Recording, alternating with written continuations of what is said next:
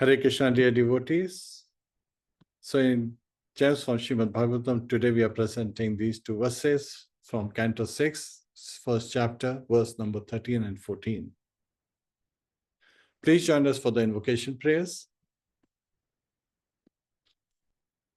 Om Namo Bhagavate Vasudevaya.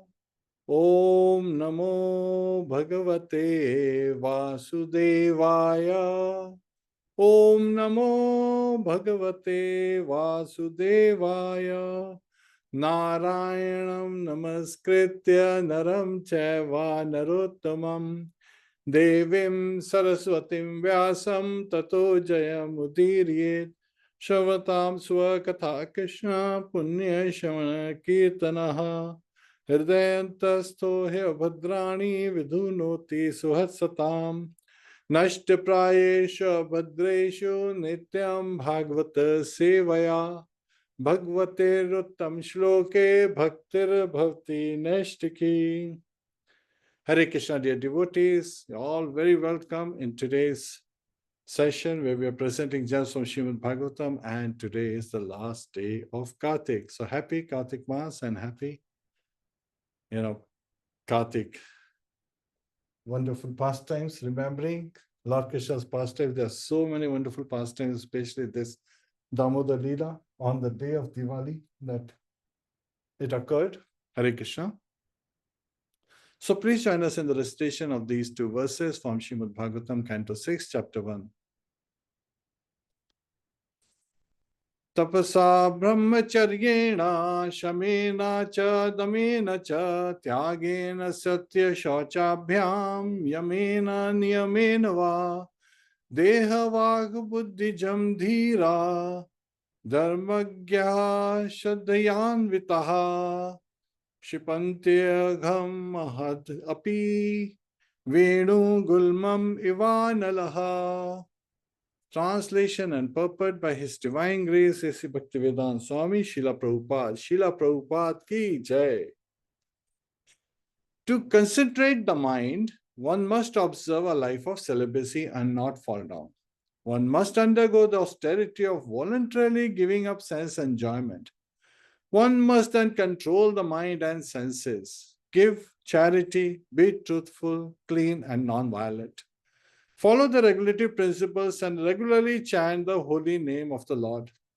Thus, a sober and faithful person who knows the religious principles is temporarily purified of all sins performed with his body, words, and mind.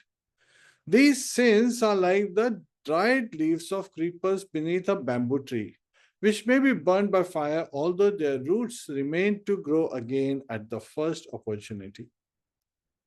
Purport by His Divine Grace, Respected Vedanta Swami, Srila Prabhupada ki jai. Tapaha is explained in the Smriti Shastra as follows. Manashas chendriyanam cha ekagram paramam tapaha.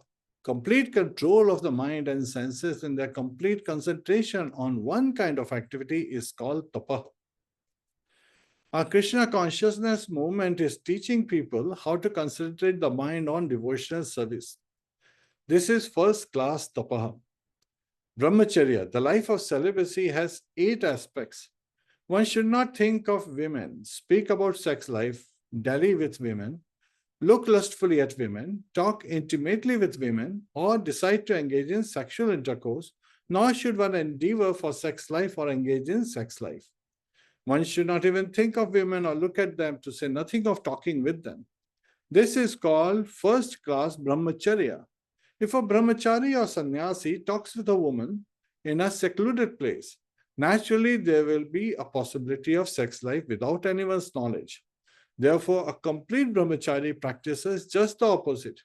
If one is perfect brahmachari, he can very easily control the mind and senses, give charity, speak truthfully, and so forth. To begin, however, one must control the tongue and the process of eating. In the Bhakti Marg, the path of devotional service, one must strictly follow the regulative principles by first controlling the tongue. Sevonmukhehi jivado swayameva sprutyadaha. The tongue jiva can be controlled if one chants the Hare Krishna Mahamantra, does not speak of any subjects other than those concerning Krishna, and does not taste anything not offered to Krishna. If one can control the tongue in this way, brahmacharya and other purifying processes will automatically follow. It will be explained in the next verse that the path of devotion service is completely perfect and is therefore superior to the path of fruitive activities and the path of knowledge. Quoting from the Vedas, Srila Veera Raghava Acharya explains that austerity involves observing fast as fully as possible. Tapasa na shakena. Sri Rupa Goswami has also advised that atyahara, too much eating, is an impediment to advancement in spiritual life. Also in Bhagavad Gita, Krishna says, Yuktahar viharasya yukta cheshtasya karmasau yukta svanava bodhasya yogo bhavati dukhaha. He who is temperate in his habits of eating and sleeping, working and recreation can mitigate all material pains by practicing the yoga system. In text 14, the word DHIRA, meaning those who are undisturbed under all circumstances, is very significant. Krishna tells Arjuna in Bhagavad Gita 2.14, Matra sparshastu kaunteya shitoshna sukha dukkadaha aghva paina anitya stam titiksha swabharata. O son of Kunti, the non-permanent appearance of happiness and distress and their disappearance in due course are like the appearance and disappearance of winter and summer seasons. They arise from sense perception, O scion of Bharat, and one must learn to tolerate them without being disturbed. In material life, there are many disturbances, Adhyatmika, Adidevika, and Adibhautika. One who has learned to tolerate these disturbances under all circumstances is called Dhira. Hare Krishna, dear devotees, please join me in recitation of Srila Prabhupada Pranati and seeking blessings from Acharyas and senior Vaishnavas. Namo Vishnu Padaya Krishna Prishtaya Bhutale Srimate Bhakti Vedanta Swami Niti Namine Namaste Saraswate Deve Gauravani Pracharine Nirvishesha Shunyavadi Paschatya Deshitarine Om Jnana Timirandasya Jnananjana Shalakaya Chakshurunmilitam Yena Tasmai Shri Guruve Namaha Mukam karoti vachalam pangum langhayate girim yat kripa tadaham vande Shri Gurum Dina Taranam. Hare Krishna, Krishna Krishna, Hare Hare, Hare Rama, Rama Rama, Hare Hare. Hare Krishna, dear devotees. This is a very important verse, and this verse is spoken by Shukdev Goswami in response to Maharaj Parikshit's inquiry. So last week we covered the verse where Parikshit Maharaj was talking about these basic austerities and activities that are performed, but then one is further and as a force to act in sinful ways, engage in performing sins. And that is like Kunjal Snan, elephant's bath. Shauchavat. And what is that? When an elephant goes in the water, takes very nice bath, but comes out and uses his dust to trying to spread dust all over its body again. So this is the cycle of sinful atonement, sinful life that continuously goes on in the life of materialists who are not fully surrendered in the service of Lord Krishna. Then, so again, remember, I just extended it as Srila Prabhupada did in his purport. It's like, yes, austerities are good, but they have to be with the right mindset. And healthy mind resides in healthy body. So today in this session on gems from Srimadbhagavatam, we'll be looking at it. Now, one aspect I just want to identify here, that Srila Prabhupada is talking of brahmacharya life. So again, one has to fully control, and he provides this definition from the Smriti Shastra that what is tapa? Tapa is austerity. Means again, here if someone is performing tapa, so again we have tapa, gyan, and sacrifice, austerity, and charity. So those three aspects are there. And all these three aspects should be done with the right perspective. And what is a first class tapa? That one is considering your minds on devotional service. And Lord Krishna also says that one who is reading Bhagavad Gita, reading Srimadbhagavatam, Chaitanya Charitamrita, again Bhagavad Gita is referred in where Lord Krishna is identifying that whoever reads about this conversation between us or Arjuna is worshipping me with intelligence. Hare Krishna. And so brahmacharya life is truly identified. Now, something I want to bring your attention to, that sometimes people look at brahmacharya life as like, okay, the brahmacharis are engaged in various kind of activities. But there is an important aspect that even in brahmacharya life, there is charity involved. I just want to, okay, what happened? It just turned the mode. Hare Krishna.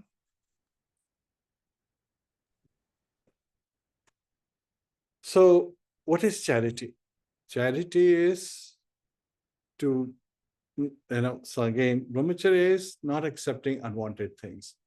But charity is offering even the things that are desirable for the pleasure of Krishna. And that is true charity. Not something that I don't want this, so I'll give it out to others. That is, you're just getting rid of something that you had. While true charity is understanding from the perspective that something that you desire to have, something that's of value to you, but still for the pleasure of Shri Radha Krishna, you are giving it away. And that is true charity. And even in brahmacharya life, charity can be very nicely practiced. So external austerities are there, but without devotional engagement, they are like bamboo forests. So this is what these verses are identifying. So the bamboo trees, and its dry leaves, and they can catch fire and they can be burnt ground, but the roots remain. So given an opportunity, they will sprout again. So similarly, the sin returns as surely as the shoots spring forth.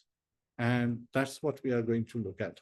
So dhira without devotional service is actually not proper implementation in our life.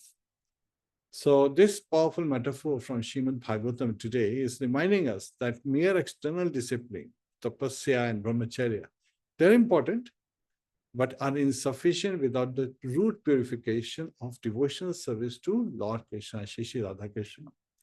And Srila Prabhupada said that a brahmachari should start this with the chanting of the name. Hare Krishna, Krishna Krishna, Hare Hare, Hare Rama, Rama Rama, Hare Hare. Now, brahmacharya ashram is an ashram, right? So that's Gurukul life. But brahmacharya is a mindset. That's the difference. So sometimes we see that people get attached to positions only. They look at the external factors, not realizing that there is inner depth to each behavior. A grihastha who is engaged in devotional service and further is preaching as well as sharing Krishna with others is a greater brahmachari than a brahmachari who's, as per position, staying at a temple in the vicinity but not in service. They may be just close to the temple and their mindset is all about their daily activities, that this is what I have to do. But then the heart is not there. So today it's all about matter of heart we are looking at. And for this, we have chosen acronym DHIRA that will guide us in today's session. So D is for discipline, which is external austerities, tapasya and brahmacharya, like we were discussing.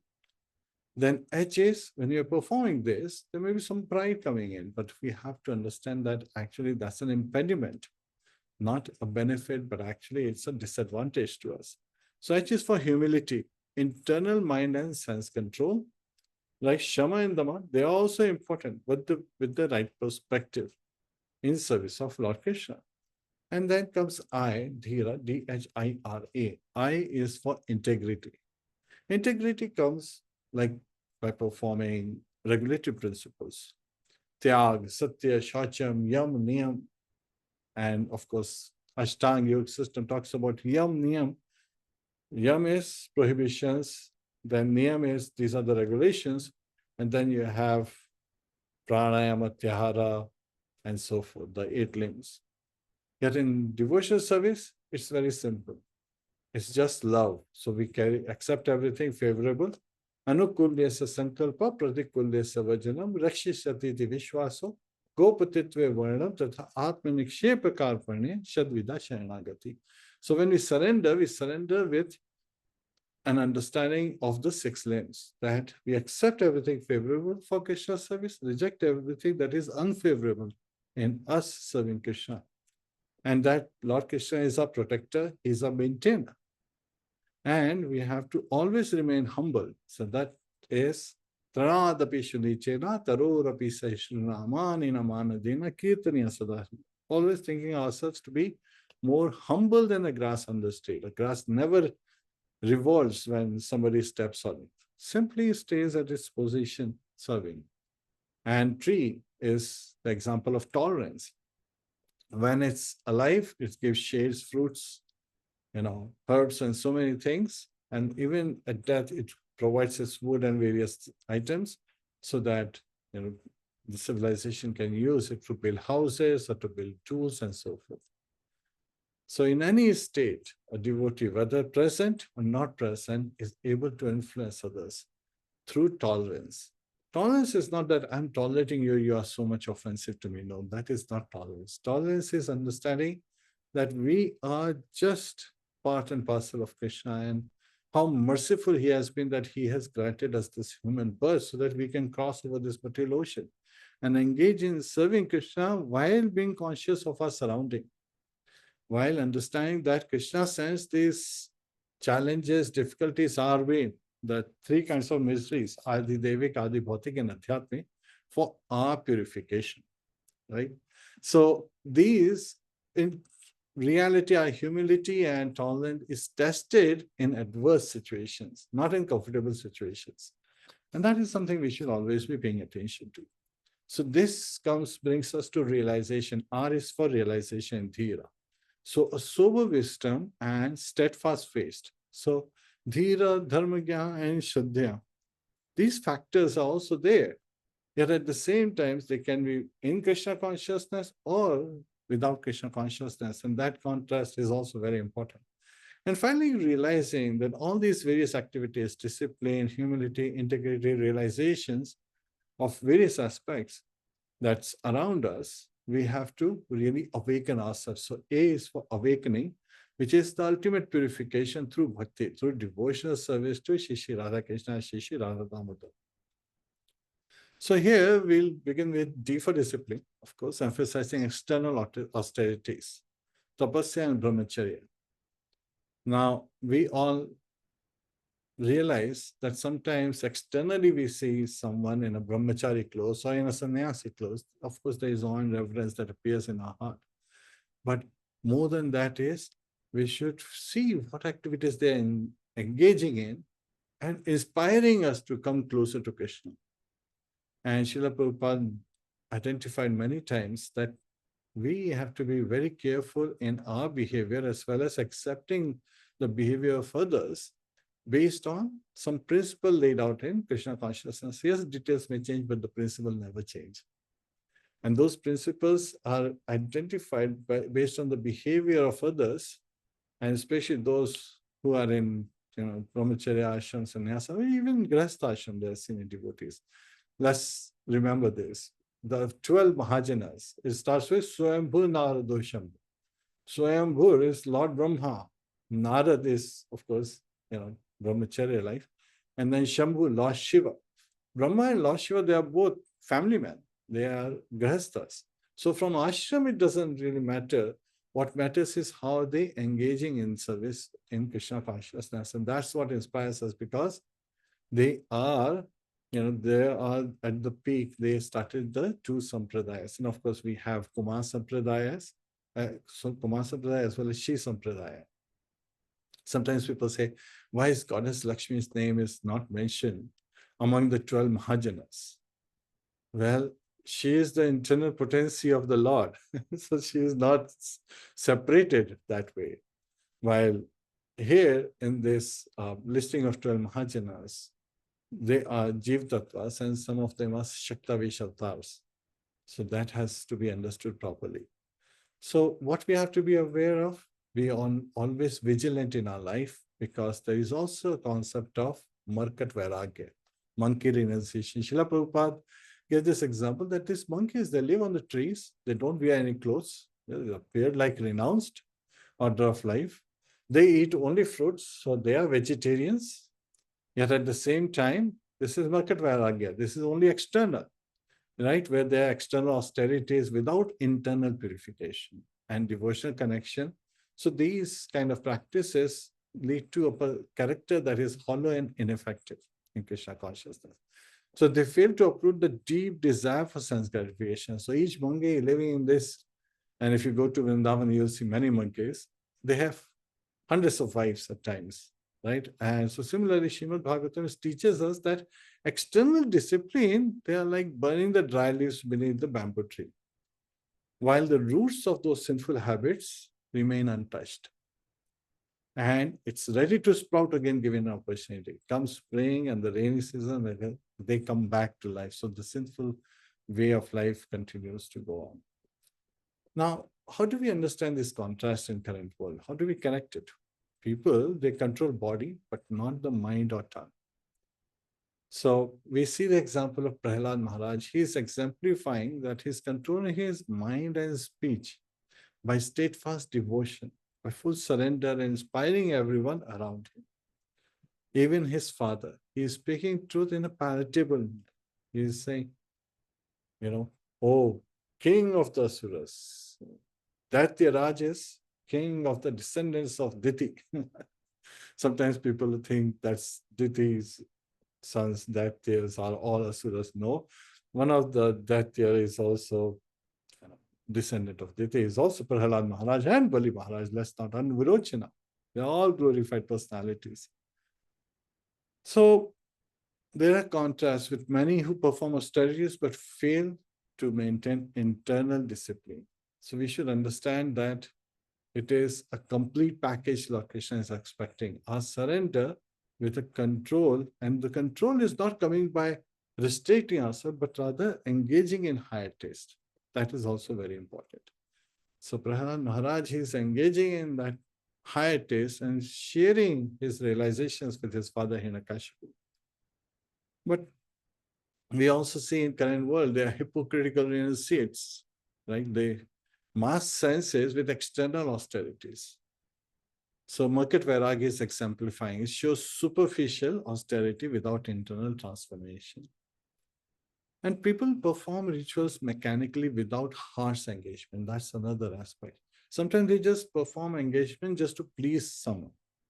Well, if that other person is a devotee, well and good. Maybe the person will lead you closer to Krishna. But if the other person is not a devotee, as a materialist, a mayavadi, engaging in material activities, engaging in wine, women, and money and gambling and all those abominable activities, then basically you're following a leader who is doomed and who's taking you towards doom as well.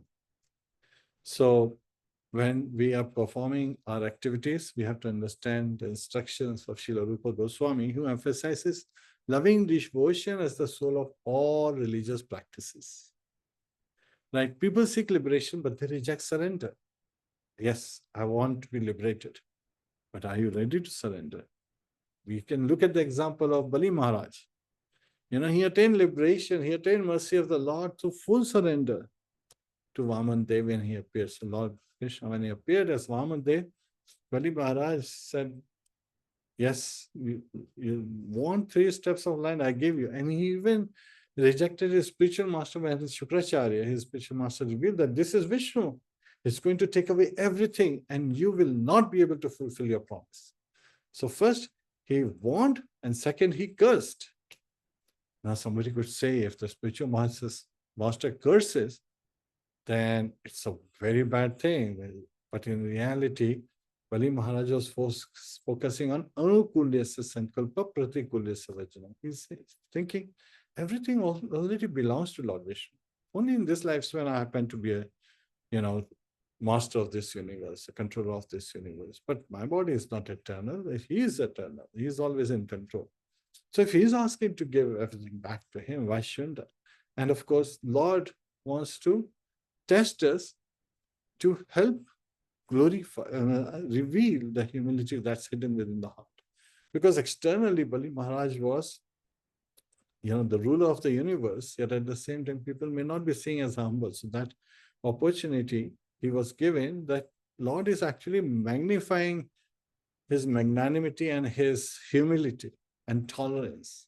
With that example, asking for 3 steps and Bali Maharaj rejecting his spiritual master to give those 3 steps in the boon. And Lord, in the first steps, he crosses the earth, covers the whole earth. Second step, he goes to the end of the universe, and the water from which the river comes in, that Lord Brahma collects. And that becomes, that's how Ganga, purification of Ganga, comes in to effect and so forth. So, Bali Maharaj, he shows liberation through full surrender. And then he actually inspires us that Lord from the heart guides us to fulfill what Lord has asked for. And many, they seek love but offer only demands. That's also another thing that we see Satyabhama and Rukmini's example. The complete opposite. Yes, Radharani and Aishwarya Bhav is Satyabhama. Chandravali, her twin, who's also an expansion, her expansion. In Aishwarya Bhav is Rukmini. And now, while Radharani is supreme in Vrindavan, Rukmini is glorified when it comes to Dwarkadha. And her selfless love for Krishna is contrasting, because once Rukmini was offered Parijat flower by Devashi Narad when he was coming from heavenly planets. So Satyabhama became envious and she said, Krishna, you need to get me. So Krishna promised her to get the whole Parijat tree, and he got her the Parijat tree. But then he thought that now Rukmini may be asking for something, but she never asked for anything. All she wanted was serving her wonderful husband, the Supreme Personality of Godhead, Lord Krishna. That was 100% focus. Now, Srila Prabhupada, he is showing us how we can truly understand this aspect of discipline through various codes, right? The first and foremost discipline is to control the tongue, the mind, and the senses. Without this, there can be no progress. So we can perform activities through 3 mediums: mind, body, and words. So he's saying, unless we learn to control them, but control doesn't mean just stop, but rather engage them in Krishna consciousness, in Krishna's service. And brahmacharya is the first austerity, Srila Prabhupada states, which means complete control of the senses and no indulgence in sense gratification. So don't devotees engage in sense gratification? Sometimes people ask this. And our response is they are engaging in Krishna's gratification. Krishna is, he is Rishikesha, Rishikena Sevanam Bhakti Ruchyate. So he's helping them control their senses, and whatever they receive is prasad. And that's not sense gratification, that is soul gratification. So we have to take things, yes, sometimes that may be misinterpreted. Yes, we understand that people have the tendency to rationalize. Rational plus lies is rationalize. Yet at the same time, we follow the instructions of the acharyas to test what is coming our way, right? And our Krishna consciousness movement, Srila Prabhupada states, the purpose is teaches how to constrain the mind on devotional service, which is the highest tapasya.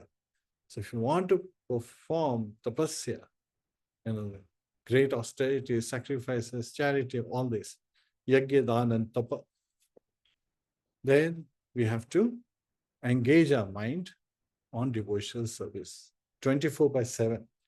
Now, sometimes people say, oh, don't you get tired 24/7? Our response is, you're breathing all the time, right? Your heart is pumping blood 24/7. Don't you get tired of breathing? Can you stop your breathing for a couple of hours?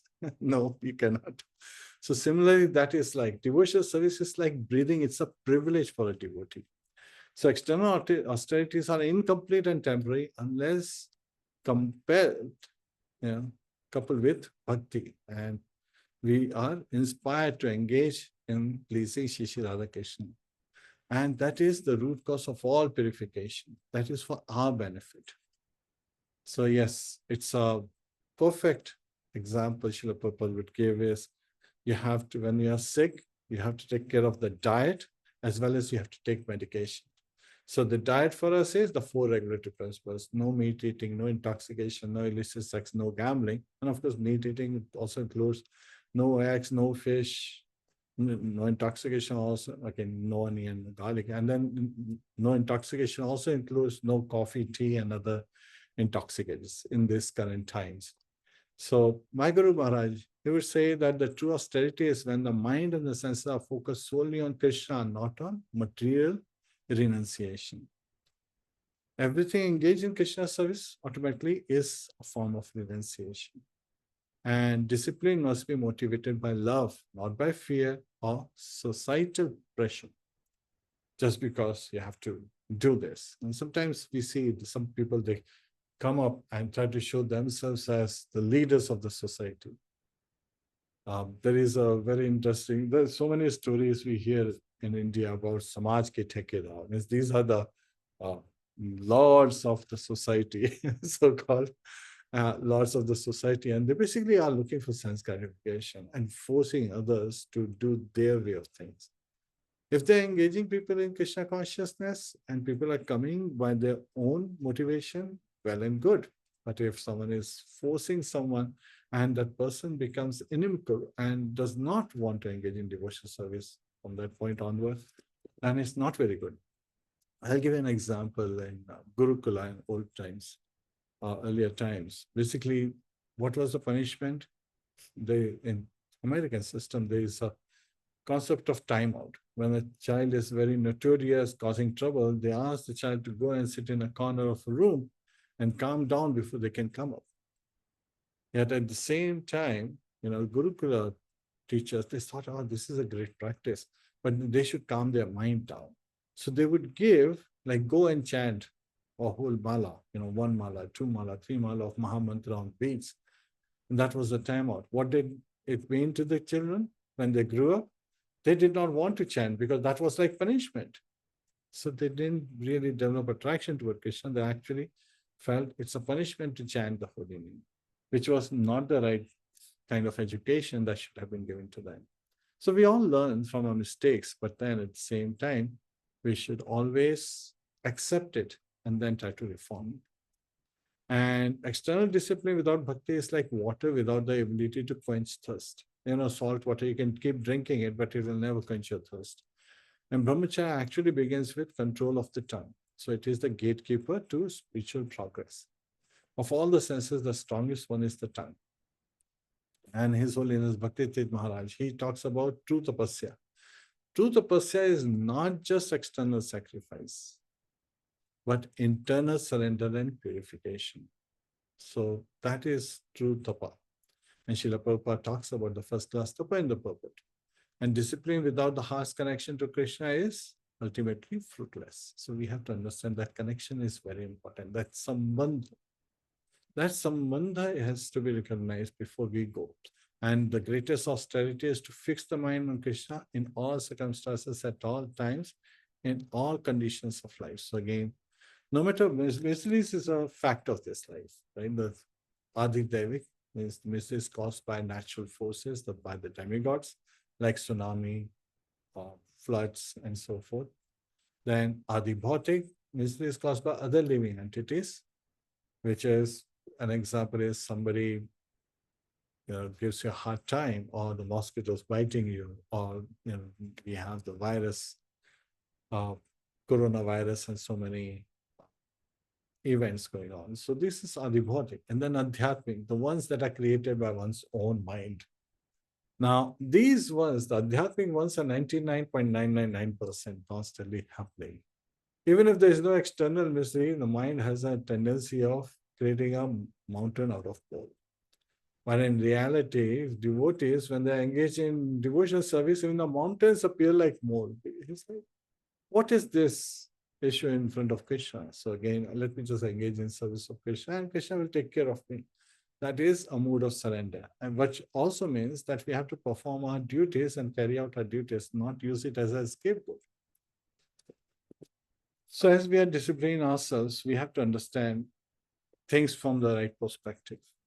You all heard about a yogi who forgot Krishna. So a yogi, he was boasting about his austerities and mystical powers he was getting as part of that austerities, but he always forget to chant Krishna's name. So one day a devotee asks, what's the use of all your powers if you cannot even chant Hare Krishna?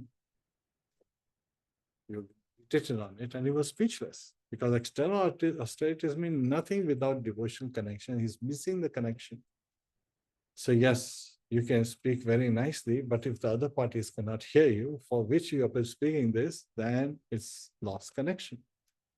And sometimes we look at brahmacharya, and a celebrate monk, he's enjoying his banana. So he's proud of his brahmacharya ashram, in his dress style, the way he's living life. He's once eating a banana with great relishing every bite. So a devotee asks, why such pleasure in simple fruit? The monk replied, it's the only pleasure I allow myself. So this makes the devotee smile. Even in austerities, attachment can sneak in. So we have to be very vigilant that our discipline must be pure, not just selective indulgence.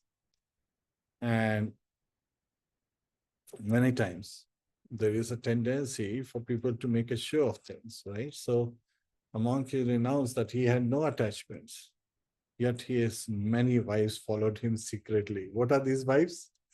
So all of you who have taken, read Puranjana's story, you know about the senses. And when confronted, the monk simply says, I only renounced in public. This is my engagement in sense gratification. Then nobody has to know. This is the kind of stuff that goes on in this world, in one's own mind. So purification of mind is very important. Prahlad Maharaj tells his father Hiranyakashipu, when Hiranyakashipu on the second incident, he asked, actually the very first one, that what have you learned? He was expecting something like twinkle, twinkle, little star. He's like 5-year-old boy. What does he know? What has he learned in the Gurukul? He's asking, what is it that you have learned? Just share anything. And he says, my dear father, whose mind is not in control, should give up the family life, go to the jungle and focus on worshipping the Supreme Personality of Godhead. It's a direct challenge to Hiranyakashipu. He's the Lord of the universe. He can control everything. But Prahlad Maharaj is identifying, yes, you can control everything externally, but your mind is your greatest enemy. Can you control your mind? And Hiranyakashipu laughs and ignores it. It was a great instruction. So again, sometimes we have to pay attention to our children, because they are observing the way we are living and can identify our shortcomings. So true realization is internal, not external should. We have to take things with our proper perspective. We look at the example of Amrish Maharaj and Durvasa Muni. They're from two different ashrams. So Amrish Maharaj is a Kshatriya. Durvasa Muni is a Brahmana. So again, different varna as well. Both were family men, but in that particular incident, Durvasa Muni, he didn't have his wife before. She had left. And Amrish Maharaj is still a Grahastha, and Durvasa Muni is traveling with his 10,000 disciples. Yet at the same time, when Durvasa felt offended that Amrish has broken his fast without waiting for me, his anger takes over. So his internal control was not there. Now, similarly, we see that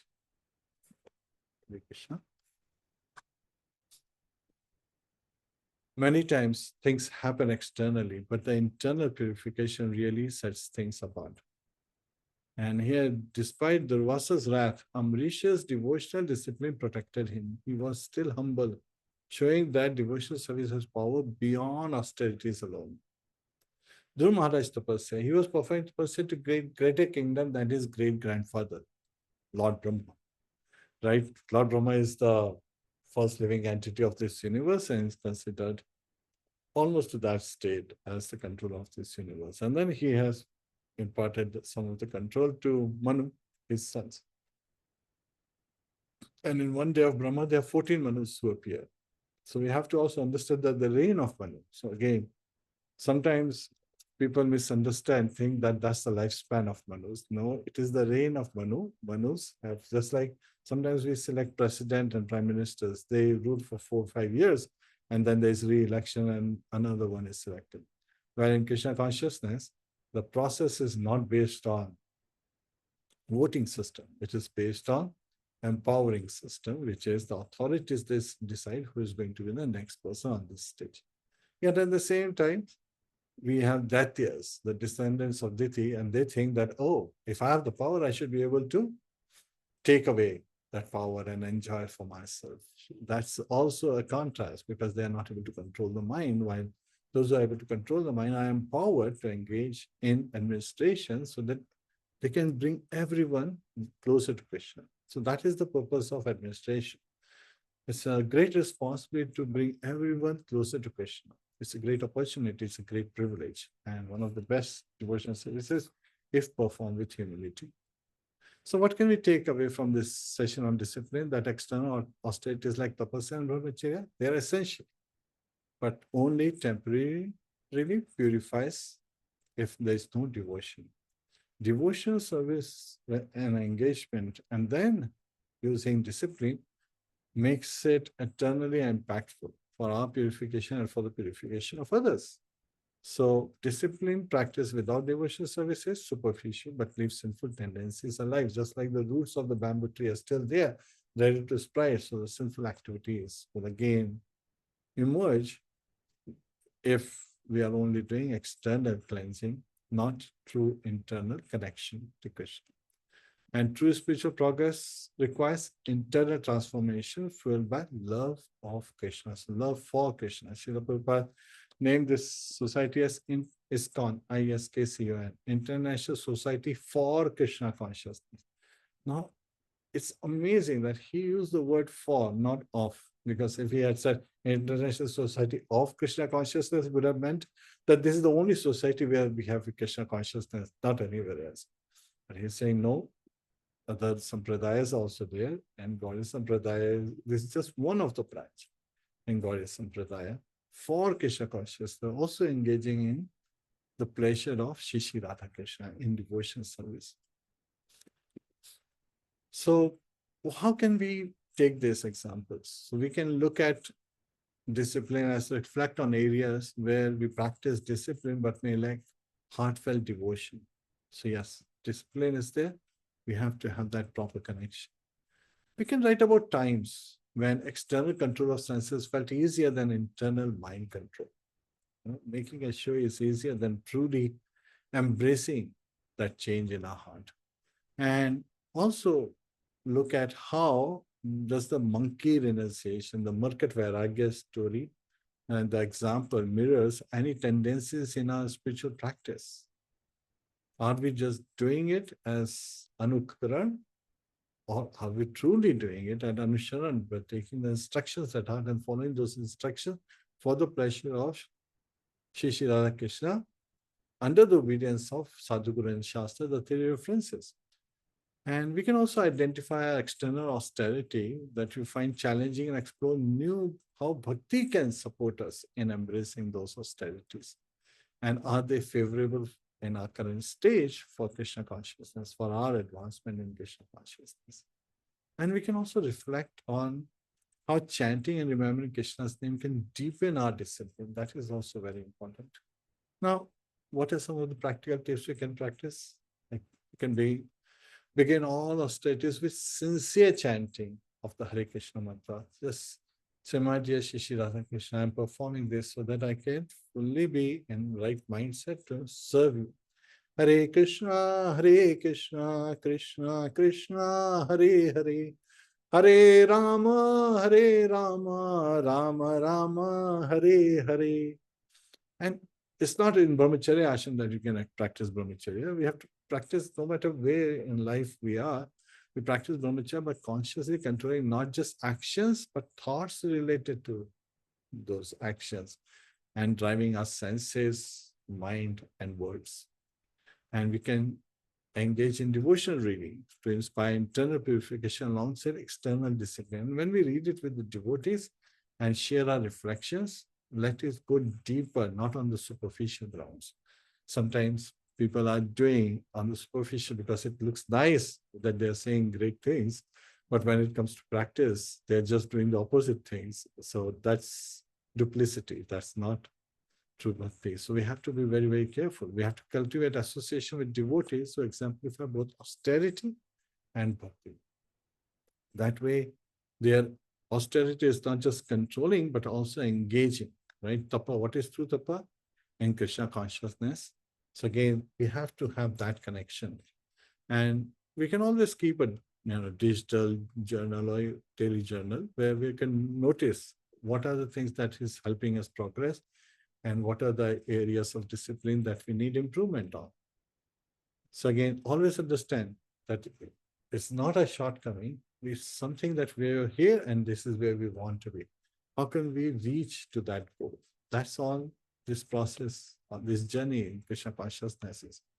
So now that we have explored deeper discipline, which is the external austerities, and how we can see their importance, but their limitations, if they're not connected to Krishna consciousness, again, they may actually become an impediment. So to truly transform, internal control of mind and senses is essential. And that brings us to H, humility, internal mind and sense control, Shama and Dhamma. And here in humility, we are looking at the various important aspects in life. True humility arises not from external realization, but from conquering the restless mind and senses, the battlefield where spiritual victory is truly won. So that is something very important. Now, Srimadbhagavatam, these two verses today that we are covering, 13th and 14th verses from Canto 6, Chapter 1, they teach us that beyond external discipline lies the deeper challenge of Shama, mind control, and Dhamma, sense control. So humility is born when we realize that the senses are powerful and fickle. And only Krishna's grace can steady our wavering heart. Yes, we can make the endeavor. That is exemplified in Damodar Lila. That we can make our continue to endeavor, but we have to also remember to fully rely on Krishna's mercy. Yes, in that surrender mode, when we carry out activity, even Krishna allows his mother Yashoda to bound him with her love. So it is not general rope, it is her love that's binding Lord Krishna. And he's glorified as Damodar. Dam means the rope and Udar is the stomach. So he is binding with her love. And so we are exploring now humility, which is internal regulation of mind, the senses, Shama and Dhamma. And this is where the spiritual aspirants face the toughest battles.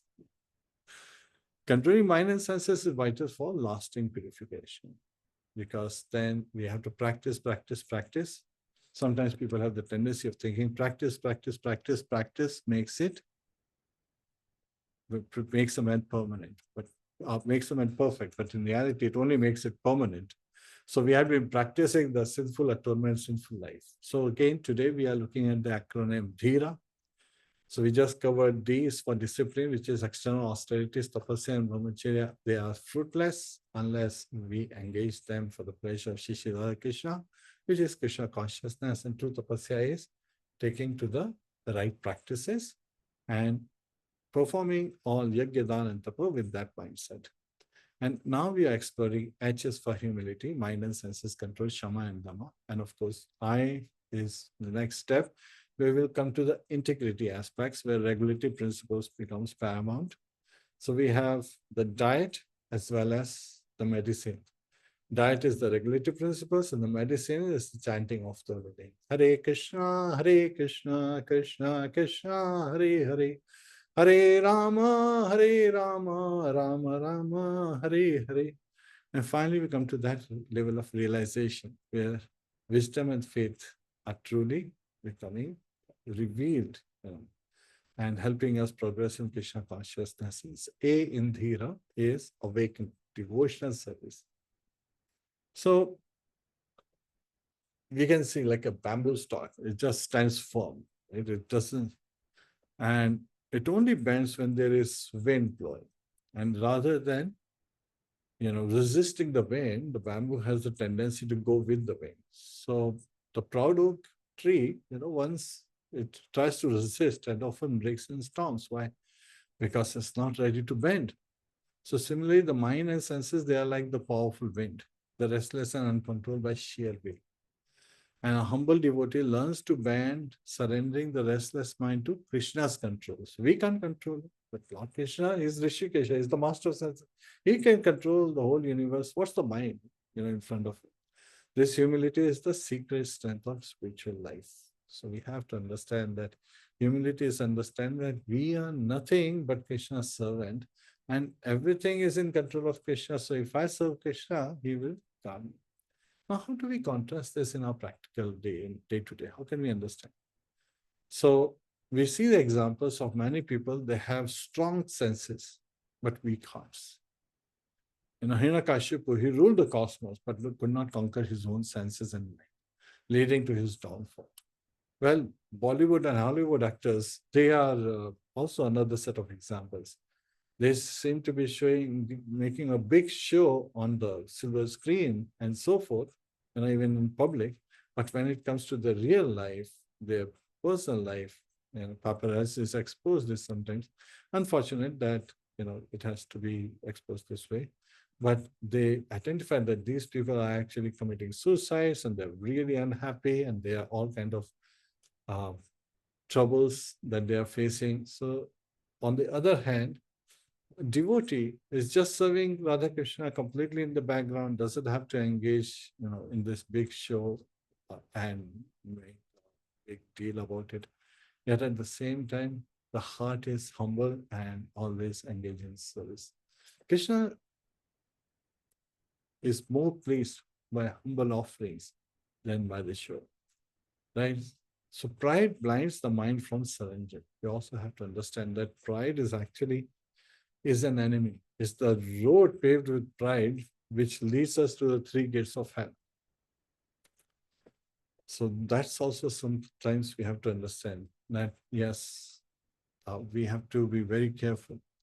We see the example of King Rantidev. Even in tough times, he was ready to eat, and all of a sudden, a Brahmana, Shudra, they come and they ask for food, and even to the dog, he gives his food away.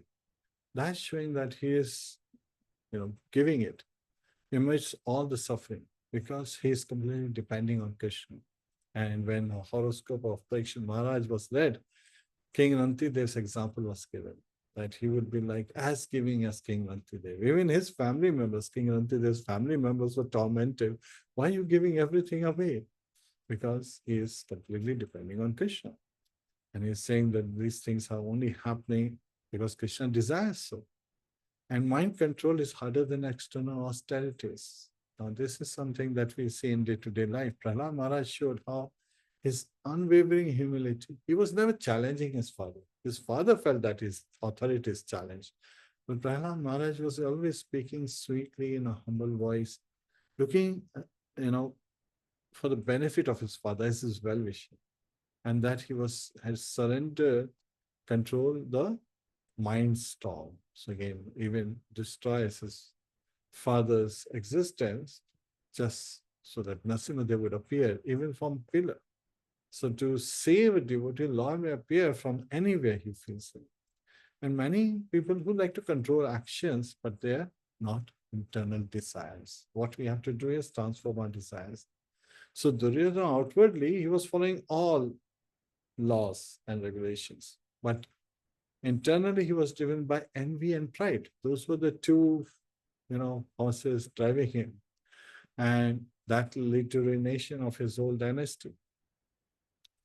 And of course, humility opens the door to Krishna's mercy. That's also very important. When we talk about pride, laying the path to lust, anger, and greed, which are the three gates to hell, humility, it opens the door, it unlocks the door to Krishna's mercy. That is also very important. And we talked about Amrish Maharaj's example.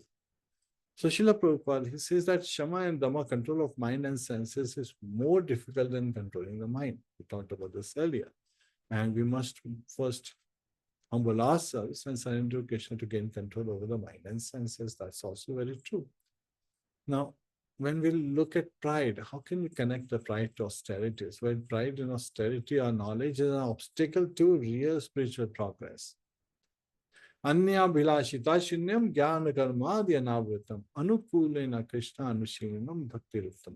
So this is the definition of pure devotional service in Nectar of Devotion or Bhakti Rasana Sindhu. Srila Rupa Goswami reveals that Anya Bhilashita Shunyam, not having any other desire but to serve Shri Radha Krishna, and not being covered by knowledge, Gyan, Karmadi, and karma, one's activities performed by mind, body, and senses. So why is there? Because when they are not connected in Krishna consciousness, they are the impediments. This knowledge becomes speculative knowledge, loses its meaning because the connection is missing. It's like having a phone without the phone line. Can you really make a call? No, you cannot. But you got a great phone. Or sometimes people talk about digital phone.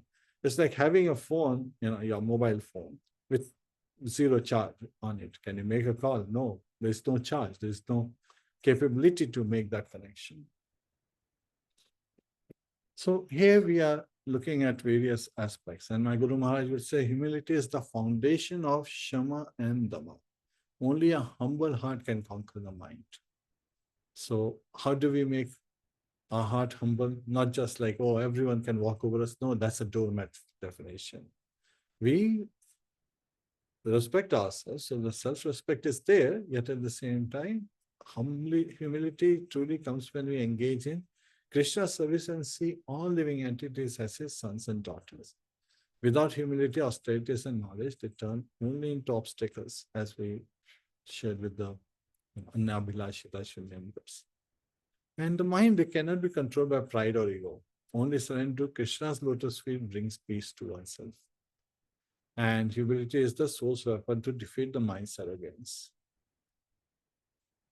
Now, sometimes even the yogis, they have this tendency to become proud. So a proud yogi declared, I have controlled my senses. But the miraculous monkey sat on his head, scratching and distracting him. So now the yogi is yelling, and the monkey kept coming back. Finally, he admitted, maybe my senses are still running wild. So this is about mind. Monkey is, mind is like monkey. Mana Chanchala Krishna. Arjuna reveals to Lord Krishna. So pride blinds real humility and control. So we have to understand pride with the right perspective in Krishna consciousness. Right? Sometimes there is a tendency for a student or disciple to ask, how can I control my mind? Well, the response is, imagine your mind throwing a wild party every day. You must become humble host who gently ushers guests to leave. Please leave. You're not welcomed here. Wrong person has invited you. So control requires patient humility. That is an essential aspect. You cannot just revolt against it. It will backfire. And sometimes we look in the mirror of our heart, right? But then there's just so much dust we can't see. So similarly, a man looked proudly in the mirror, boasting of his self-control. Mirror just was so covered that he was mistaking the reflection as the shadow as his reflection, but that's not the true self, right? Jivera Srupaya Krishna Nityadas, that we are eternal servant of Lord Krishna. But thinking on this body, there's a tendency, the demonic tendency makes us think that, yes, I'm the Lord of this body and I can rule everyone around me and everyone has to be subordinate to me. Or I'll show some way or other that I'm the one who's really engaging them in different services. Hare Krishna. And that I am the big guy here. I'm doing all the great things for everyone else, so everyone should. Sometimes people have this tendency to perform extra activities, go beyond their capabilities to make a show of things so that others would consider them greater than everyone else. So this brings us to like humility. Now we have to look at DHIRA, is integrity, living the regulative principles, Tyag, Satya, Shaucham, Yam, and Niyam.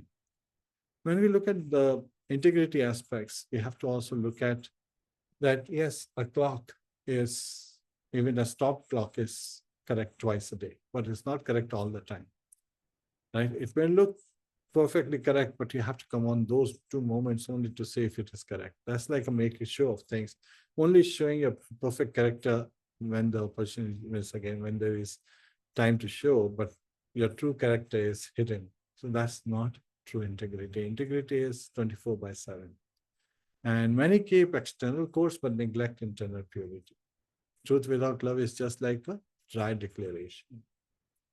So yes, and Achyutanand Maharaj, he writes his book, Blazing Sadhus. He said, never believe a holy man who cannot dance because the love makes you dance, right? A person who loves sings and dances all the time. Every step is a dance in the spiritual world and every word is a song. When we hear this, we should see it in practice as well. In cleanliness of this body and also our mind, there must be paired with devotional cleanliness. So we have to make constant endeavors. So the self-restraint without bhakti leads to spiritual pride. So we have to also see the examples of Shishupal. He observed regulatory principles. He was a great king, but then he could not control his tongue, and the pride led him to his destruction. He was killed by Krishna. Yes, he was an incarnation of Jamas again. Dantavakra and Shishupal, they were the incarnations. They appeared as demons, but they were almost on an equal level as Lord Krishna. They were his cousins. So regulations, they purify externally, but not like bhakti, which purifies internally. And as we continue to look at integrity aspects, let's come to realization. We have the sober wisdom, steadfast faith, and their limits without bhakti. And once we realize that, wisdom may open the eyes, but only bhakti opens the heart. To really see things as they are is very important. And yes. And we talked about the story of the Brahmana and the milkmaid, where the milkmaid was coming late every day. The Brahmana was saying, oh, why are you late? And she was like, I was waiting for the boatman. He was always claiming you don't have enough devotion. And he said, if you had enough devotion, you could walk over the water. And one day she came in early, and because she walked over the water, she revealed to him. He was shocked when he saw her walking over the water when returning. He came out in his silk, trying to walk over the water and back because his determination was not, and the realization was not there. So it is through wisdom and steadfast faith. So many people, they seek knowledge, but they forget devotion. They are into, reading books after books, and sometimes even writing books after books. Without the tinge of devotion, there's so many books written just as translation of Bhagavad Gita. And that's why Srila Prabhupada said that once a Western lady, she asked him on a translation, English translation of Bhagavad Gita. He went to the library, he couldn't find one. He saw that these writers were putting their own agendas in there. So that's where he decided to write Bhagavad Gita as it is, as Lord Krishna intended it to be. Many possess faith, but they lack surrender. So again, that's also very important for realization. Many can teach religion, but they cannot live it, right? So we have to practice what we preach. So again, that's the definition of an acharya. Teacher is one who is living the life. Some are born wise, but they act foolishly. That's also true. Not everyone, is doing what is intended to be done. But we can all depend on Lord Krishna. So when we make that connection, then Lord Krishna, he guides us. He gives us the support from Sadhguru and Shastra so we can make our life sublime. And many seek liberation, but reject surrender to the Lord, as we started in this talk today. So yes, realization, DHIRA, R is for realization. And finally, it's awakening. What is awakening? That we have to fully engage in Krishna consciousness. Hare Krishna, Krishna Krishna, Hare Hare, Hare Rama, Rama Rama, Hare Hare. And yes, there are various practices that we can engage in. 5 of them are most potent. What are these? Reading Srimadbhagavatam. We are reading Srimadbhagavatam. So this is also, even a neophyte can experience love of Godhead through engaging in reading Srimadbhagavatam. Hare Krishna. So that is a great privilege, such of the 64 different ones. And then we have chanting of the reading. Then we have deity worship. Devotee association is paramount of all these. And living in Dham. And wherever there is Srimadbhagavatam, Bhagavad Gita, Chaitanya, the place becomes Dham because the devotees are constantly reading and relishing the sweet pastimes of our sweet Lord. Hare Krishna. So this is what I just wanted to cover today in our session on Gems from Srimadbhagavatam through the acronym DHIRA, where we can look at how things evolve from discipline and all the way come to proper realization. So D in DHIRA is for discipline, H is for humility, I is for integrity, R is for realization, and A is for awakening. Hare Krishna, dear devotees. So this is where I will pass it over to Devi. Devi, would you like to add?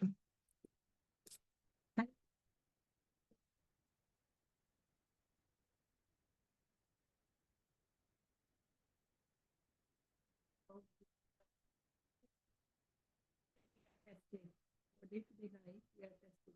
The tolerance is tested.